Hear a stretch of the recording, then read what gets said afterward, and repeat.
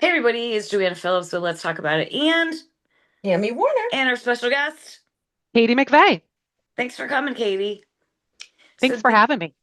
these girls are going to be talking about, I'm sure my mouth will be in there somewhere, but Katie works in the mental health field.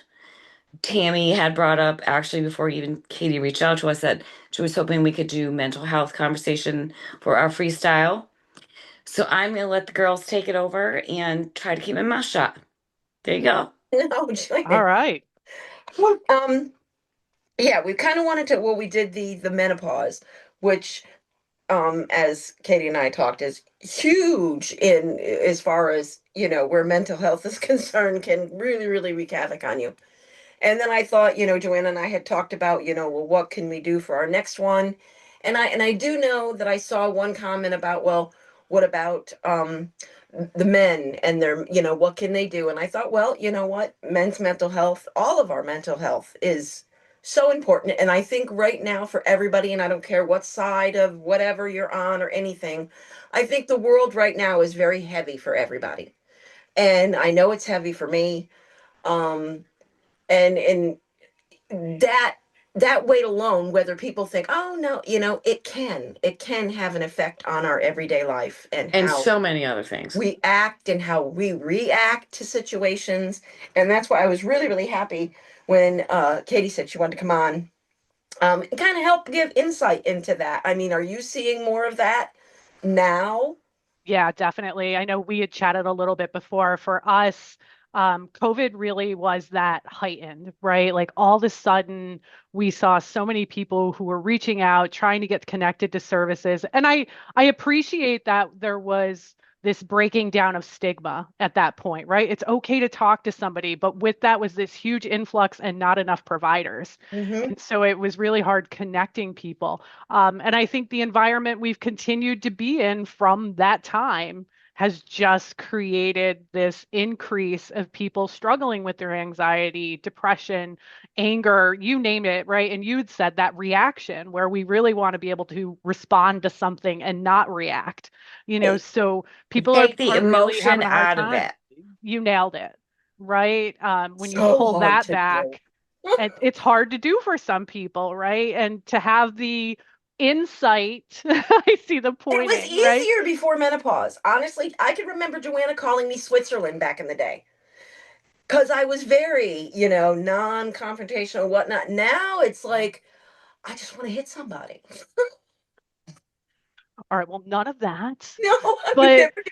but I get it, and I we had chatted, when I started in perimenopause, I never had anxiety like I have now, and to feel that, it's like, what is happening? And initially, and I work in this field, right? I know a ton of providers, and it's like, okay, something is happening here. Like I'm waking up in the middle of the night, like terrified. And, then we start hormone replacement therapy, and suddenly that starts to fade, and I'm not feeling that. And there's so many things connected to that. So that for a lot of women certainly plays a part in this increase of mental health struggles. And men, same thing as we get older, right? There's a lot of things that impact our mental health for And sure. financially, things are not easy right now. Have really not been easy for a very long time. I don't think things are quite equal, to what people make as opposed to what it costs to survive. Um, and I think that really, you know, if to a head of household, let's put it that way, is a huge weight on the shoulders. I mean, have you been able to, like, now, do you find that are there a lot more, again, because it started in 2020, more telehelp available? Yes. Do you find that Yeah. that's an So easier route for a lot of people? definitely an easier route. If anything good came out of COVID, it was that most major insurance companies have partnered with some level of telehealth, right? So CDPHP, they deal with they're partnered with three different. Empire Plan, for anybody out there with that, they work with Talkspace. So every major insurance company is really saying, here's this option, which It's a you're going to great get in a option. whole lot faster, right? Absolutely. I Because there's mean, a lot of people too that don't want to go to a yeah. therapist. There's for many different reasons. But I mean, I'll be honest, I saw a therapist when I was in elementary school.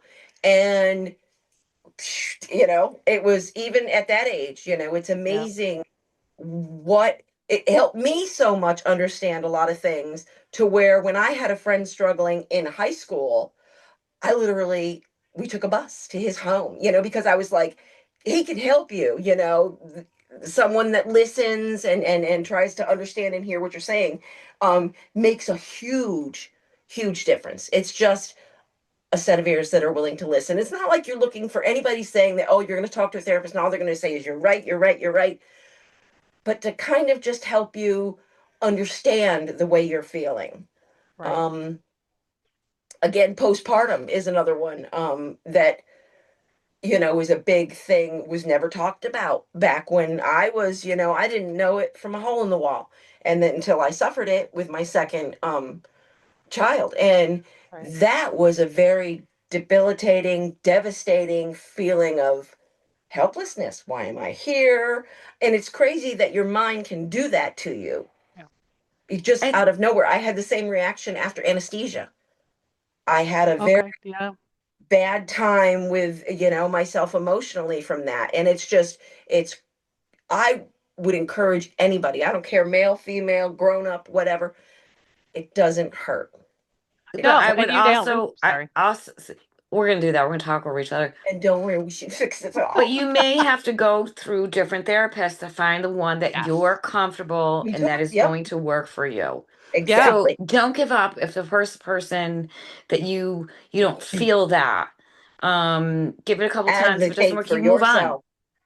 Yeah, definitely. And even on the flip side of that, say you've been with a therapist for 8 years. I mean, I have people come in and they're like, well, yeah, I have a therapist. Well, how's that working for you? Well, I've been with them for 8 years. Yeah, but are you feeling any better, right? Right. Are they Have you challenging gotten you? Are they getting to you where you want to be? Because let's face it, like you had said, not everybody is a match for everybody else. I might meet with somebody and think these are the best person I've ever met with in my life.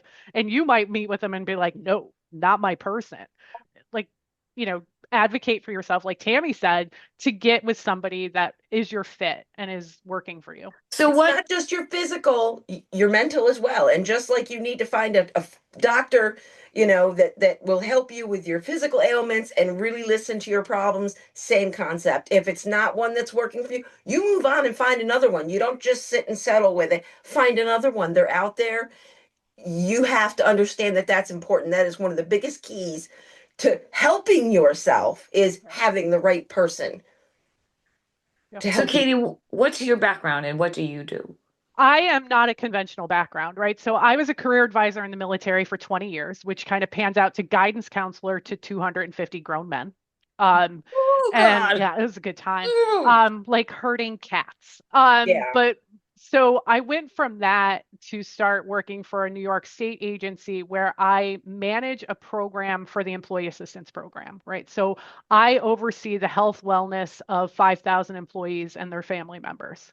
And so part of that is we don't do counseling, right? So we assess and we refer people out to resources like counselors, or maybe it's financial, or maybe it's legal, or maybe it's you name it.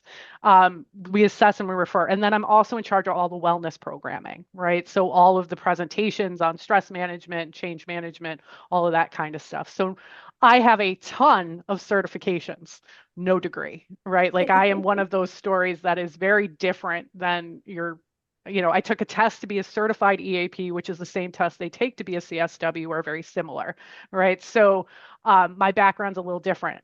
I got involved with suicide prevention when I was getting ready to retire from the military because I knew it was something that I really wanted to work in. Because, of course, veteran suicide is horribly high. Yes, it is. Yeah. And working in the military in it, they didn't really allow you to do much, right? Your hands were pretty tied in what you were able to accomplish.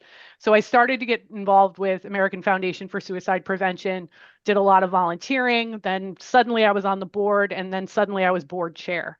And so I led the Capital Region chapter for a number of years. And I became a suicide prevention trainer and intervention caregiver. So I really started to kind of build that part my resume, but also my work in trying to help people.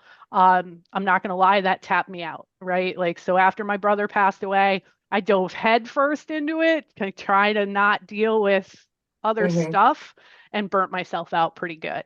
And needed to kind of step away from that work for a little bit to just focus on my own healing. And I think that's the kind of the story so many of us live, of that we're just doing, and not necessarily paying attention to ourselves. And it And can be any, and that's yeah, the thing too. It's not just a specific, person or type. It any one of us, and you who's right there helping. Well, especially with what you're helping with is just so heavy. You know, you yourself, are gonna, oh yeah, say, hey, I need my, you know, yeah.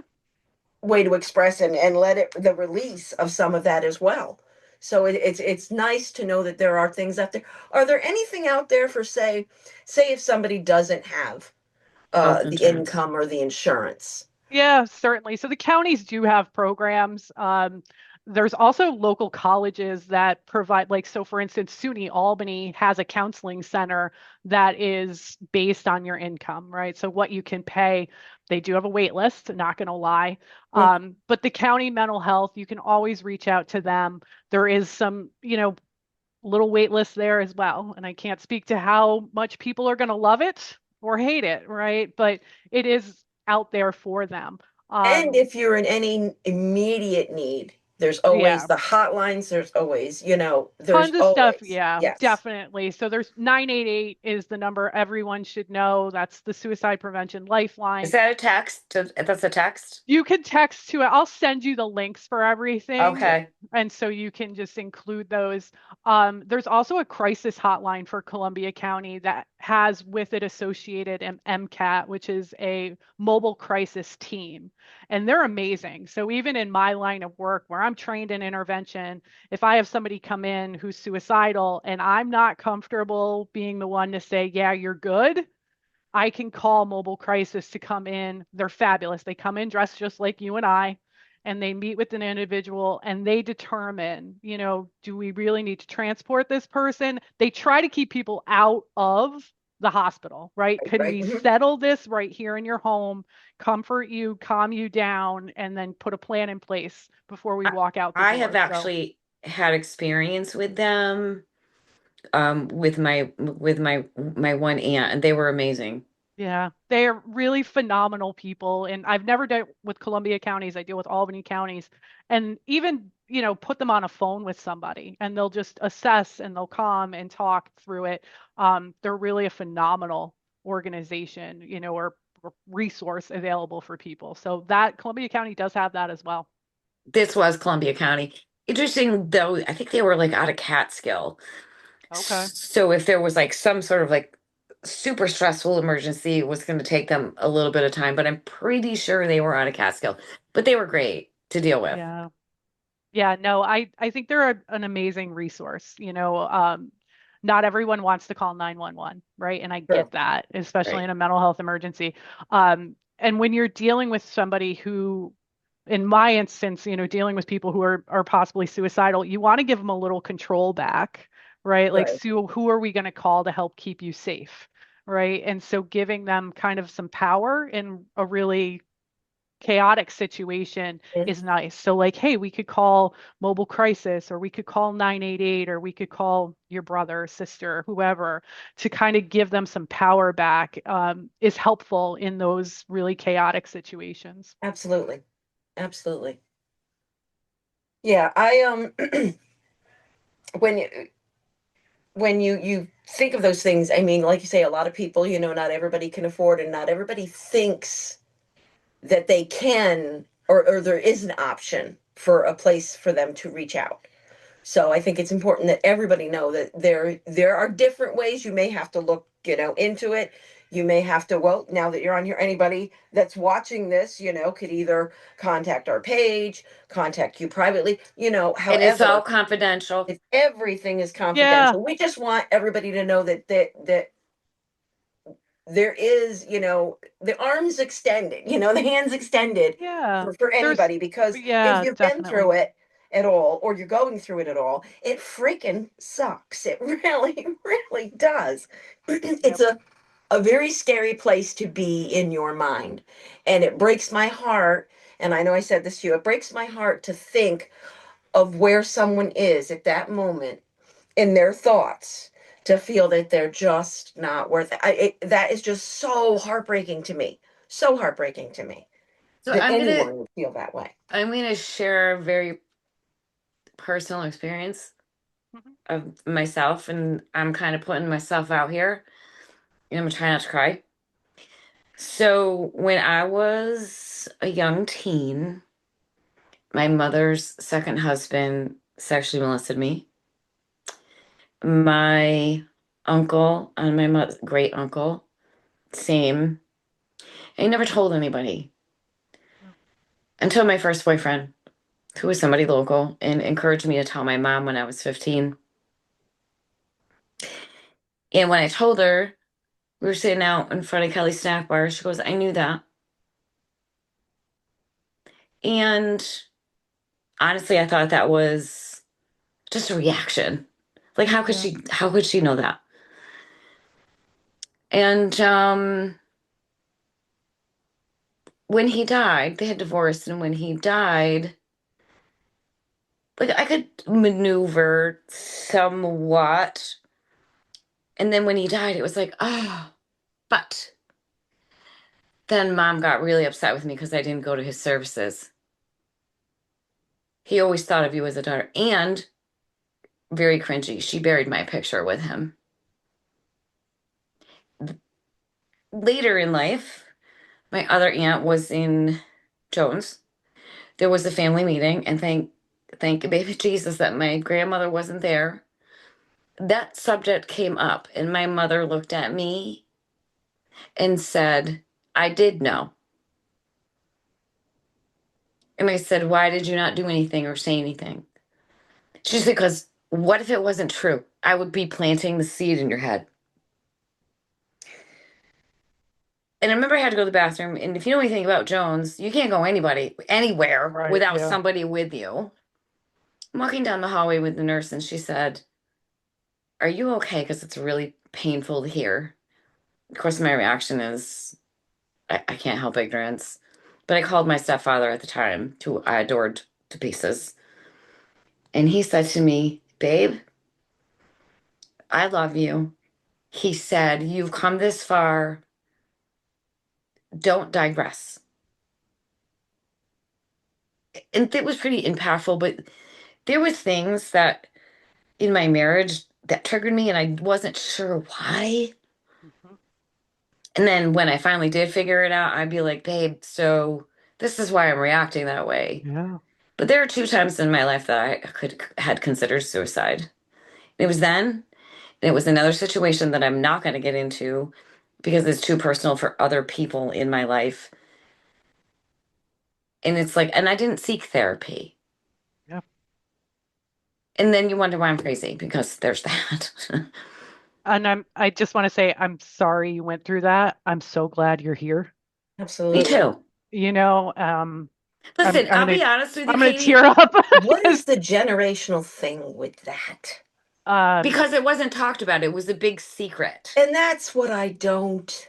and I think, you know, and I'll share, and I did another podcast for a veterans thing on PTSD. We could do a whole show on trauma, right? I mean, trauma is just, so I have PTSD, um and it's from a sexual assault when I was in the military.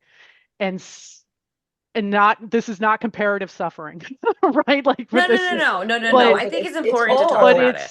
it was, you know, it happened to me, and I'll never forget. They sent me to a therapist. I was active duty at the time.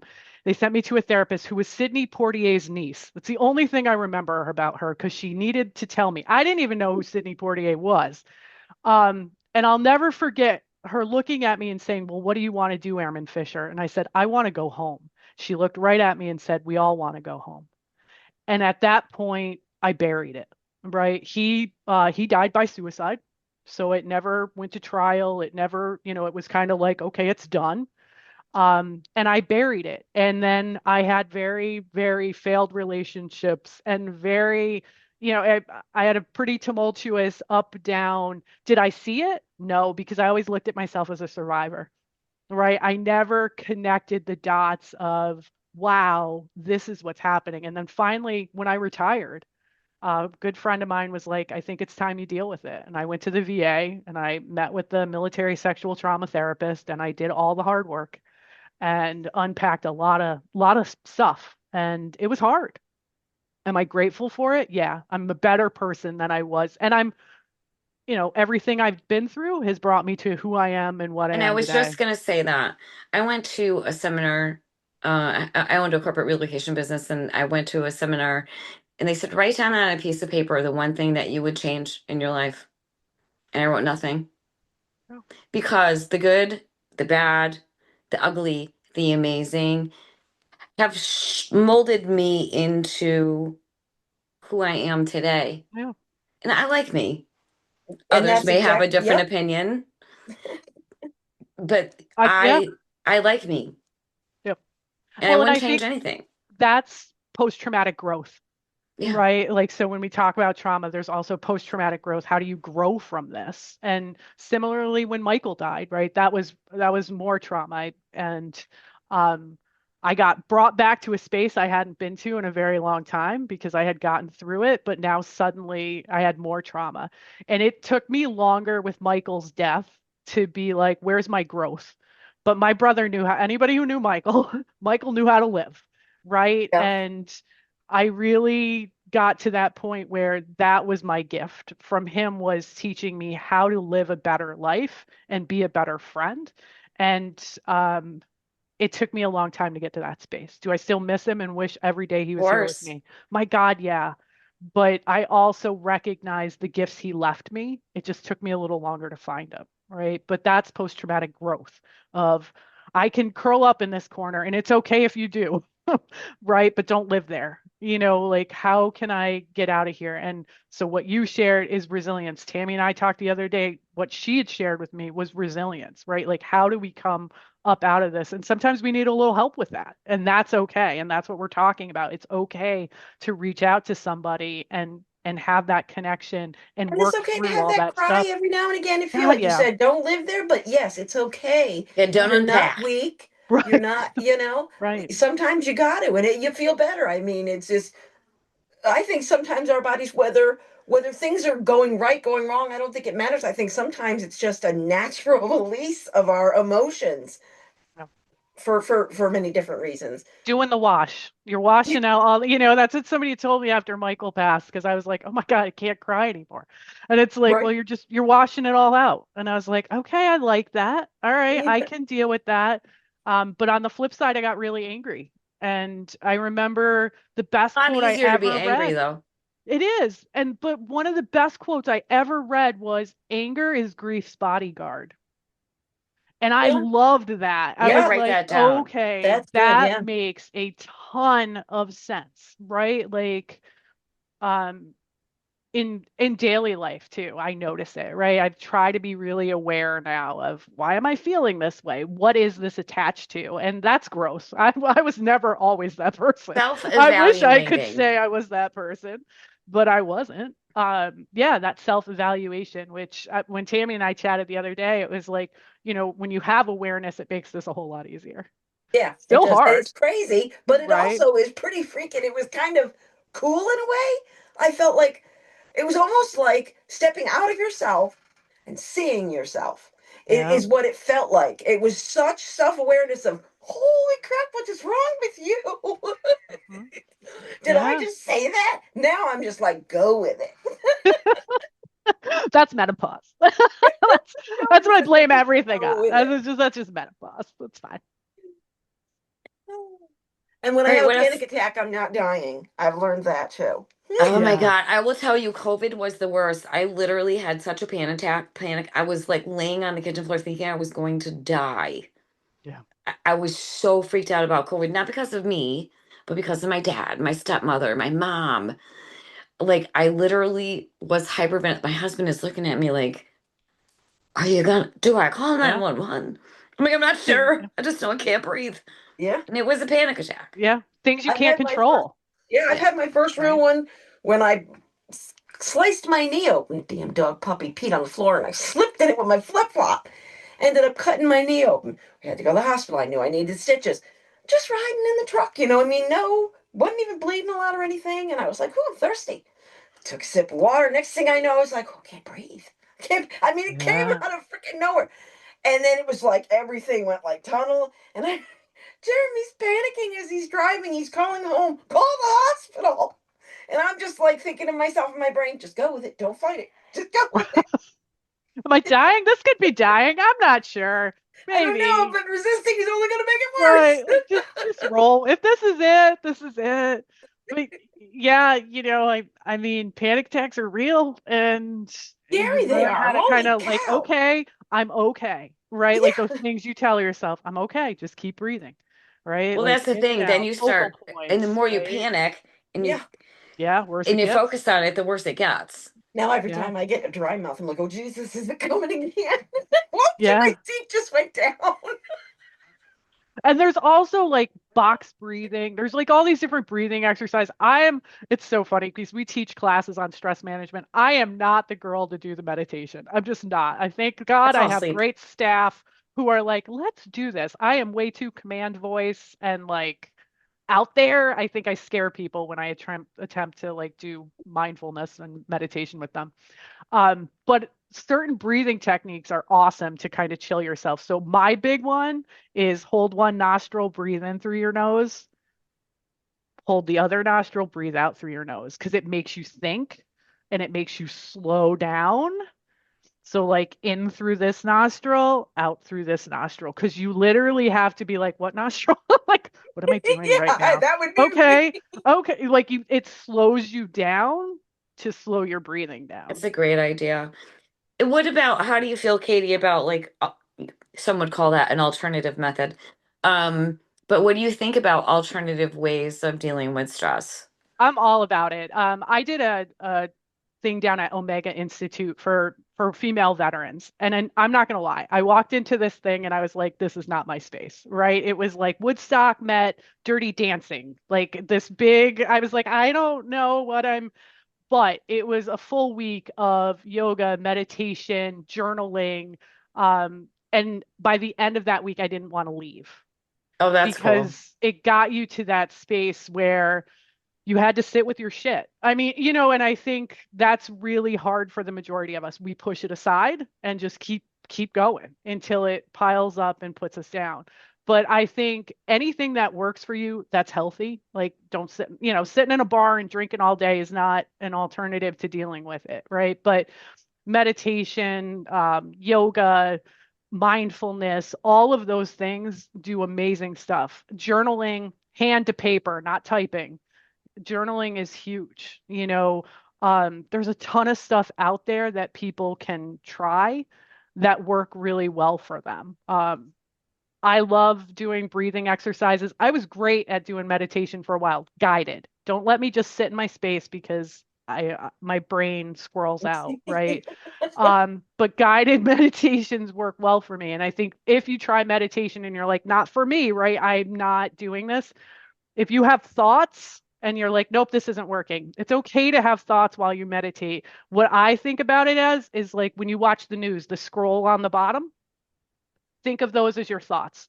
Let them scroll across the bottom. Don't put a lot of, focus on them. Just let them scroll through. You're still in a good space to do that kind of mindfulness and meditation. So there's a ton out there. I'll send you, there's actually New York State Office of Mental Health created a Be Well page. They have some really cool stuff out there for free. I'll shoot you the link. That'd be awesome. There's a ton of free stuff, and actually there's a bunch of apps that still have free stuff. During COVID they put a ton out there, but there's still some apps where you can do free guided meditations and different things that are incredibly helpful. I started doing, I actually saw it while scrolling one day. Because my big problem is when I lay down. When I turn everything off at night and I try to lay down, I literally will say to myself, don't, because I'm getting one thought. And I mean, I'll be thinking about crap from school years, whatnot. So Yeah. I've been doing this new thing where it's breathing, and it says to breathe in four, but to Mhm. exhale 6. 6. Yep. So it's longer and it helps you to fall asleep. It helps you to, so, and of Yeah. course, again, you got to count, in your mind. So I was Right. actually Keeps you doing that. occupied. Yeah. And I felt that that kind of was actually working. I mean, at one point I'm like, "Ooh, that's a lot to breathe out." Am Maybe I I'm going done? too I feel fast. like I'm gonna hyperventilate. Yeah, It's actually really good for your lungs too, actually. Mhm. it is. Yeah, there's definitely there's a ton out there. When we work with staff, we talk about all of those things, and we also talk about like how you're viewing something, right? Like if I look at this as this is going to be the worst day ever, guess what? It's going to be the worst day ever. Yep. I'm not asking you to be Pollyanna because that's not healthy either, but how we frame things, and so if you're doom scrolling all day, guess how your mood's going to be? It's going to be based on whatever your algorithm is feeding you. And it's interesting. Facebook actually years ago, not that they admit this, but you can find some documentation on it. When I was working in suicide prevention, they messed with people. They took your feed, say Tammy's feed, and just fed her positive stuff. And then they waited to see how she posted. And on the flip side, they did it to Joanne. They fed you all negative, and then they waited to see what you posted. And Oh, so, right, it just goes to show that this does affect us, what we feed ourselves, yes. not just what we're eating, but Yep. what we're consuming. Mhm. So much of how we then view the world, how we act in the world, how we respond, and all of that. So changing that up is really helpful. We were talking about that with the algorithms. Now I've got Little House on the Prairie going on mine. Yeah, there you go. I like it. I I I have actually watch a lot started of watching murder it. porn. I don't know golden what this retrievers says. that are and baby goats Okay. keep coming up on mine. I listen to way too much what my other half calls murder porn. I don't know what that says about me, but there's a lot of 48 hours and Yeah, investigative I like those too. discovery, and somehow that it finds relaxing, which we'll Listen, see. I watch that when I go to bed. Either that or the cooking channel. Okay. All right. Seinfeld. We are dedicated Seinfeld at the end of the day, which, I need a little, sarcastic humor to put me to sleep. Yeah, I've been doing Roseanne before bed. Okay. The See, early years. similar. I love Roseanne the early years. Similar. Yeah. Oh, one thing I did want to, or is worth kind of mentioning is, and Tammy and I were talking about this a little bit, is like protecting your own energy and setting boundaries, right? And I think the number one thing I see with in my job is people who just aren't setting boundaries and don't know how to set a boundary, and people are coming at them at all angles. And so being able to step back and say, you know what? I appreciate your opinion, but I don't want to talk about this right now. Or I'm not really comfortable, advocating for ourselves and setting those boundaries is really important for our own self-care. Because And if not, a lot of people don't like boundaries. no, No. no, no, they don't. And those are the people who love to, run up against them and bang on the door. And when you set them, and when you've never been a boundary setter and you set them, boy, does It's that get ugly. Boy, is that ugly, yeah. right? Workplace, home life, whatever it is, that is ugly. But again, it's for our, I've become My really good at emotions saying matter, my no. feelings matter, Yeah. and those are the things, Yep. you need to understand. And if there's something that's not good for those parts of you, it's not good for you. Right. And that's okay. That doesn't make you a bad person. That Yep. doesn't make them a bad person. No. Right. Like, I think as we age and as we grow, we shift too, and what's important in our lives shift. Yep. And sometimes it doesn't align who we were a year ago, 2 years ago, 10 years ago. That's And true. Very, and very that's true. okay. And I think kind of recognizing that's not a reflection on me or you. That's just where we are. And I honor where your space and I honor mine. We're good. Absolutely. Right. Absolutely. Agreed. Ground yourself in what you can control, because that's pretty much what people struggle with. Focusing, like, I think so many of us, right, like just struggle with or anxiety of things we have no control over, right? So ask yourself, what do you actually have control over? Yourself. That's about it. So just kind of recognizing and maybe asking yourself, do I have control over this? And what am I, my involvement in it, is it really helping me or hurting me? So I had that. Deep breathing. We talked about that. So I have learned, again, taking the emotion out of things, and my first response is never the right response because it's going to be emotional. Yep. And then I go through the process in my head. I had this conversation with one of my kids. I processed out this wasn't me 6 years ago, right? Yep. This is me now. I have to look at the situation. Can I change this? And if I can't change it, you take a deep breath and you got to let it go. If I can change it, I go through the steps of in my head of changing it. So I have to go through this process to get to the other side of that. Like there was a situation with the podcast, it took me 24 hours to be able to put together a response that did not make me sound like a psychopath. But you took that 24 hours. I I'm had proud to. of you. Because that's not everybody, right? We see that every day in our lives on social media, whatever, of people just chucking it right back out. And it's like, well, what are you hoping to get from that? One of the best pieces of advice I ever got was, before I say something, why am I saying it? I like that. And it slows you down a little, right? Like if you're in an argument with somebody or you're talking to somebody, like, what's my motivation behind my response? Because that'll stop you. That stopped me. Like, Yeah. oh, you know what? I'm just being a not so Right. nice Right person now, I'm right just now. petty. Right? Yeah, right. I mean, So sometimes you got to be petty though. it happens. Sometimes the devil prevails. I had a client say that to me the other day and I almost peed my pants. But anyway, sometimes the devil prevails. And, And you flip the coin when Joanna said that it took her 24 hours. On the other side of that, I wanted to respond immediately, yeah. and I did, but after Joanna spoke with me for a little bit, and she kept saying, "You're gonna have to pull it back. You're gonna You have to take pull the it back." emotion out of it. You have to take the emotion out of And it. Yeah. I You and I are very responded similar. Yeah. basically in my way, which was saying that I was going to take a few deep breaths or whatever before I responded, and everybody regretted it. So that was the better version of what I was going to do. But So, still emotional. right, but still better. But Still still a lot better. We made better. I progress. mean, progress is key. But And I'm similar to you. I take the emotion out of it, I have right? to. Like, because people don't hear the emotion or they take it the wrong way or it's personalized. That's where your ego, like when I wrote that That letter was to an the town amazing, by the way. I board. had to take a step back and like do a little self-reflection. Thanks. And it was so funny because my partner read it and he's like, AI. I'm like, that was all Ed Weaver. That's what I thought to myself, Mr. Weaver. I'm like, nope, that was not AI. That was Mr. Weaver and me writing that. Um, he was a great English teacher. But Yes, he anyway, was. ego, right? Like when you're getting peed off about something, is this my ego that's upset or is it my expectations of how I thought this was supposed to go?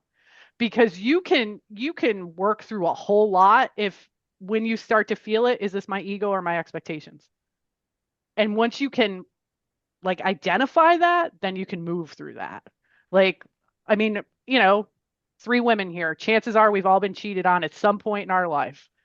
When you're hurt, it's your ego Mm-hmm.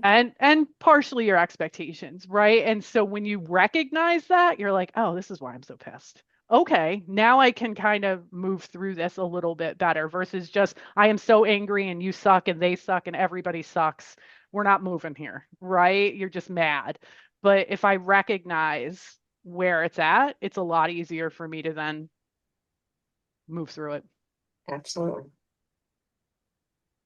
All Yeah, right. So what are we thinking? We good? I think I'm we're good. good. I'll shoot you over all of the different That links would be for awesome. the other Awesome. links I included, because I hand them out constantly. There's a really great article on how to have a conversation about suicide with your loved ones. So how you navigate that conversation, because I do it a lot and it's still one of those kind of unnerving things for me, right? So for somebody who Right. doesn't Yep. do it, man, it's tough, right? So there's a lot of helpful resources out there for that. There's also family support groups through NAMI, National Alliance for Mental Illness. They do support groups for somebody who has a loved one who has mental health struggles.